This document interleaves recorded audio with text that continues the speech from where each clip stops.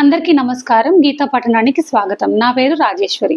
ఇవాళ మనం భగవద్గీత అర్జున విషాద యోగం 27వ శ్లోకం చదువుకుందాం. దీని సందర్భం ఒకసారి తెలుసుకుందాం. కిందటి శ్లోకంలో తన ఎదురుగా యుద్ధంలో ఎవరెవరు ఉన్నారనేది చూశాడు కదా అర్జునుడు. సో వారందరినీ చూసిన తర్వాత అర్జునుడు ఏం చేశాడు అనేది సంజయుడు తెలుపుచున్నాడు. తాన్ సమీక్ష్య స కౌంతేయ సర్వాన్ బంధూనవస్థితాన్ కృపయా పరయావిష్టో విషీదన్నిదమబ్రవీత్. దీని అర్థం ఏంటో ఒకసారి చదువుకుందాం.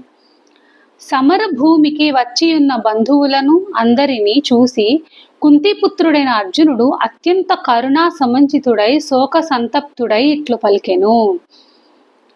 ఇక్కడ ఉపస్థితులైన బంధువులు అంటే అక్కడ సమరభూమికి వచ్చిన బంధువులు అనగా ఎవరు? అర్జునుడు తన తండ్రులను తాతలను ఇంకా అనేకుల గూర్చి చెప్పి ఉండెను.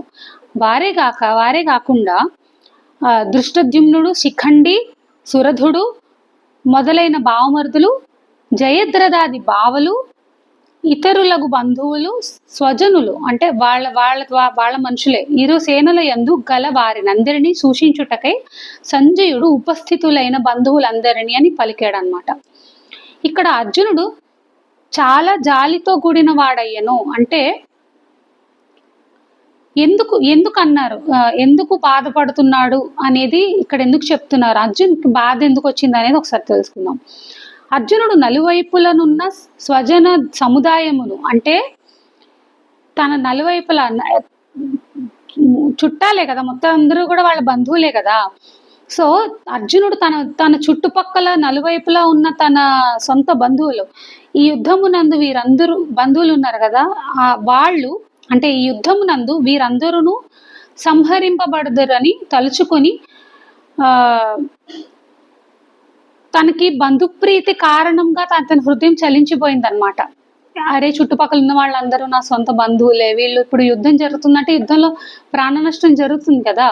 సో ప్రాణ నష్టం జరుగుతుంది అని బాధ వచ్చింది అనమాట అతనికి. అరే నా సొంత వాళ్ళని ఇలా అవుతోంది అని.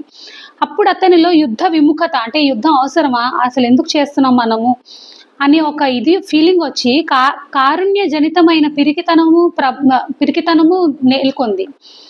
అత్యంత కరుణ అనగా ఇదే. దీనిని పర్యా కృపయా అని తెలిపెను.